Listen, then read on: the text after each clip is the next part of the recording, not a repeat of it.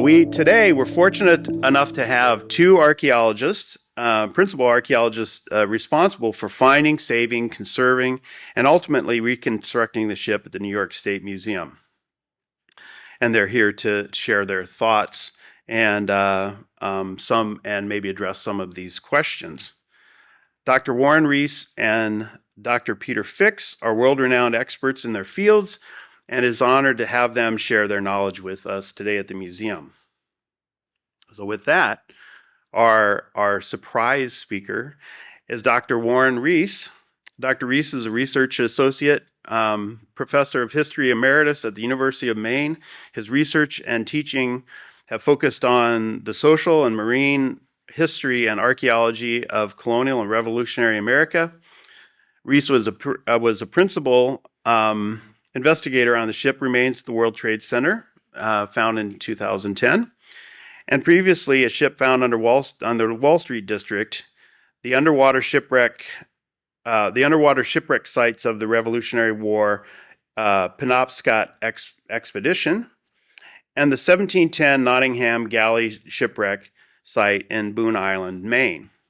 Dr. Riess is the author of numerous scholarly articles on maritime history and nautical archaeology and has been featured in popular media such as the New York Times, Discovery Channel, and Archaeology Magazine, and is the author of several books, including The Ship That Held Up Wall Street.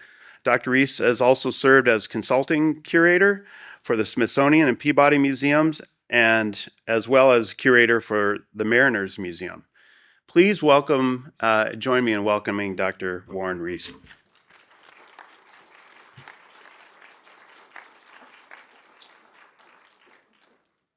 Okay.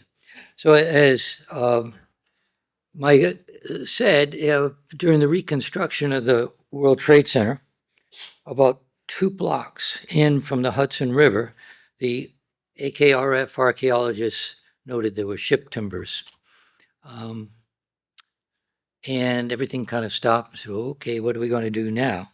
But what were they doing there? And that became the question. Well, this was New York before the Europeans showed up. The Europeans came in and found people living there. It was a great place for agriculture. There were fish all around it. The enemies were across the water. Great place to live.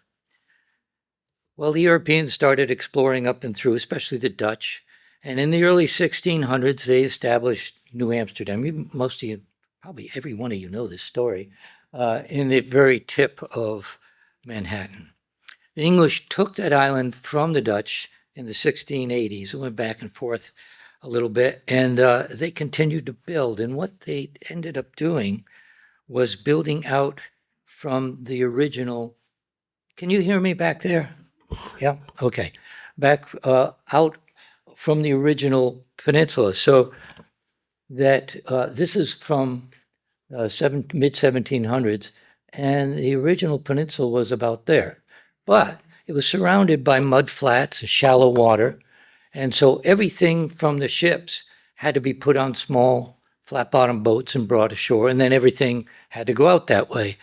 So if they could build out into the shallow water, and eventually to the deeper water, they could bring their ships right into shore. And that's what they'd been doing in Europe for centuries, in Asia, just everywhere there was a city, that's what they did along the shore. And so one of the things they did was to use old ships to put in place. Instead of going and cutting a bunch of trees and making a cribbing and then filling in, you'd take an old ship that had done its duty, bring it in, fill it up, and then keep going. So the first thought was, well, maybe that's what this ship was. And New York kept growing and growing, and by 1910, you were out to there. So this original, and now all of this is filled in.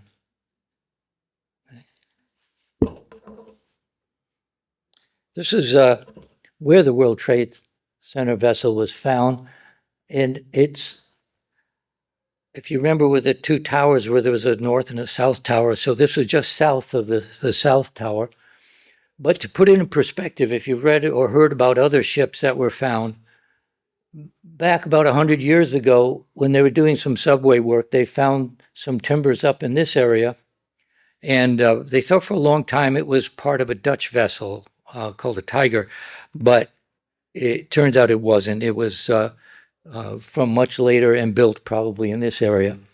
Then underneath the South Street Seaport Museum, right underneath one of the buildings, they found a ship, but they couldn't do much because they'd have to tear the whole building down to get at it. And that was a colonial merchant ship. And then there was the one here, which we excavated in 1982. And that was a large merchant ship from the 18th century, built 1717. So, but the World Trade Center, the fourth one found, and it was right there. So Kathleen, my wife, and I woke up to National Public Radio one morning, and they said they found what appears to be a colonial vessel underneath where they're rebuilding the World Trade Center. We live in Maine, and we said, "Whoa, that'd be fun to go down there and see it." Another shipwreck that we don't have to put all the scuba gear on and look at. We can just walk over. And we had breakfast, and Diane from AKRF called right after breakfast. Say, "Hey, can you come down and take a look at this?" Oh, okay, we'll be right down. And we met their crew and took a look at the vessel. And this is about from where the South Tower was. So as if you were standing on the South Tower, but of course everything's gone there. We arrived, and Michael Papalato was in the audience here, took us down to see the site, but traffic and rain interfered. We got about 5 minutes to look at the vessel, and then we all had to go to a meeting with the people in the very expensive suits up on 20th story from various official offices. What do you have? How long is this going to hold us up? How much, and they're figuring money, and people, they're already laying people off because they can't work. So we came up and we said, well, we get everything we need 2 weeks. They said, is that working 24 hours a day? No, we'll give you a week. So we had a week, and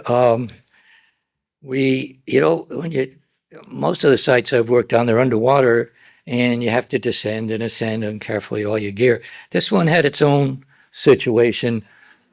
That's how we got up and down. That's a vertical ladder, and everything went up and down the ladder.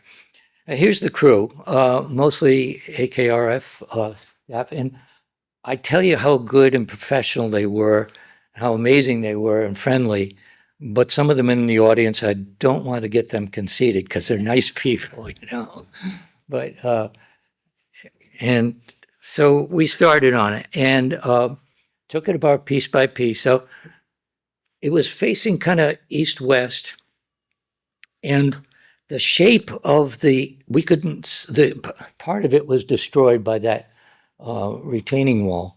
So that end was destroyed. The other end we could see, and we could at first could only see the tops of the timbers, and they looked like the bluff part about water level of a bow. So we said, that's probably the bow. The other part is stern. When we started going down, it was obvious it was the stern and had it backwards. Meanwhile, the press had quoted me as saying, that's probably the bow. And they said, what kind of ship is it? I said, I don't know, it's hard to tell at this point. It's a small ship. It could have been a small brigantine or a schooner. Could have been a very large sloop. They liked the word brigantine. So if you look back in the newspapers, as we were digging, it was the brigantine and we found the bow, But anyway, that's the way it goes.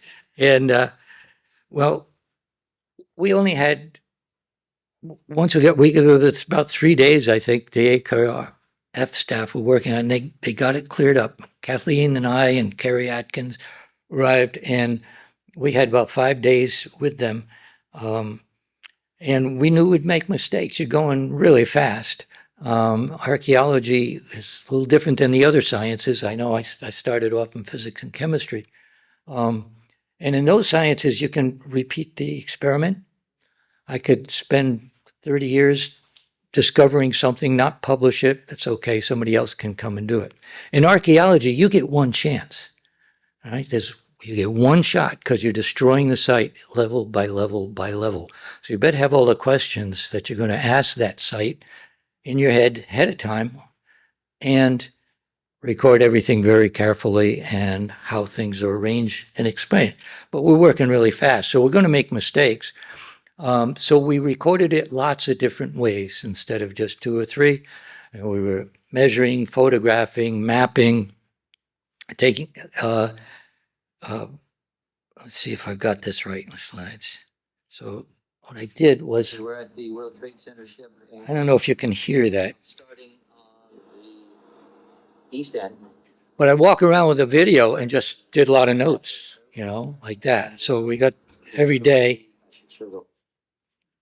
That's not how loud it was. It was about 5 times that loud because all around us were big machines working, excavators. There was I think on the end of an excavator, a hydraulic piston that was going down, breaking up concrete. And that was about 10 feet away from us sometimes.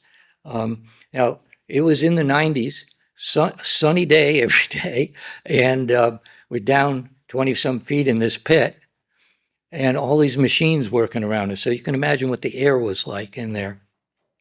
But we proceeded.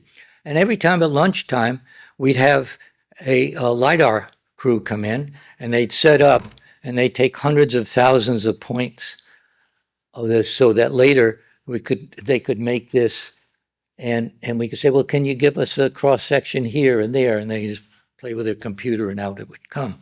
So that was pretty cool. We also had a 3-dimensional spherical photography done, which I can't really show you today. So we started taking out the vessel, and we went down to Maryland State, one of the parks, their state conservation. They did some first aid to the timbers and cleaned them up, and then the timbers went to Texas A&M for conservation and further study. Now, I had only agreed to come on if I could only just do the field work. I was busy with 2 other projects, and so Diane said, well, we'd really like you to do the field work because this is the kind of thing you do so well. And I didn't tell her about the mistakes I had made in the past. But I said, fine, as long as we can turn it over to people afterwards who really know what they're doing. And I'd suggested Texas A&M, and they weren't sure. But they agreed later on to do just that. So some of the timbers are pretty interesting. When you go back there and take a look at the, I'm calling, Peter, what are you calling this now? Stern knee. Okay, that was about. Okay, so the stern knee. This is a heavy timber that's carved. You look at the way it's carved when you get there. It's pretty cool. I'd never seen one built like that. And so we packaged it all up, and it went down to Texas A&M in containers. And I went down to help unload it, to talk to Peter and his crew down there. And I washed my hands of it. And now, the question always comes up, what kind of vessel was it? Well, some people thought, well, that's a Hudson River sloop. And I thought, no. As we excavated down, you could see it didn't have a centerboard. Construction was different. So we knew it wasn't that. Was it possibly a coastal vessel? Yeah. The large sloops were often coastal vessels. They went up and down to the coast between the colonies. They went to the Caribbean. And this vessel had shipworms that indicated it had been to some very southern port, either the Caribbean or Bermuda, something like that. Could it have been a gunboat? Well, that was possible too. It was kind of strange because the vessel was made all with iron fastenings, and one doesn't normally find that. Usually they use wooden fastenings unless they were in a real hurry. So that's the way I left it, having not done any research on it. And luckily, I went to Texas A&M, And Peter Fix, who's going to talk to you about this, he and his crew did a lot of research and came to a really convincing conclusion, hypothesis, theory. Yeah. Yeah. Okay.